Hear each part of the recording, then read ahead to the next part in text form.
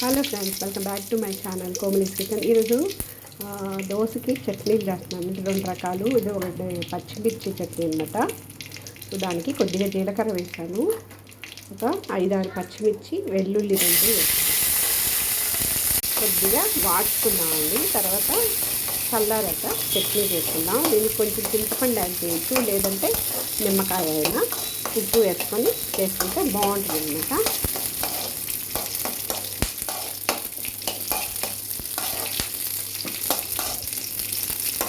నేనైతే నిమ్మకాయ పిండి వాడుతున్నానండి. కొంచెం పచ్చివాసన పోయేంత వరకు ఫ్రై చేసుకున్నాము.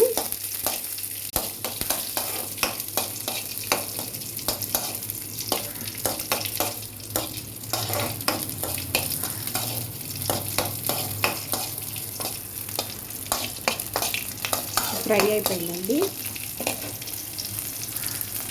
కొత్తిమీర కూడా యాడ్ చేస్తున్నాను.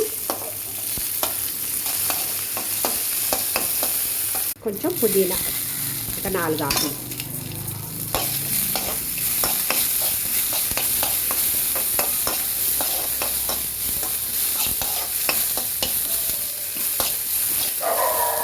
స్టవ్ ఆఫ్ చేస్తున్నానండి.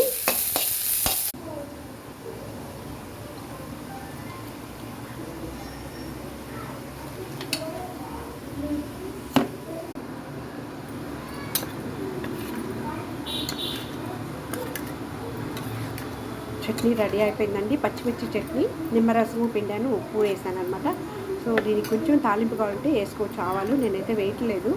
సో దీంతో కొబ్బరి చట్నీ లేదా టమాటో చట్నీ, అలాగా ఆనియన్ చట్నీ తోటి సర్వ్ చేసుకుంటే బాగుంటుందండి.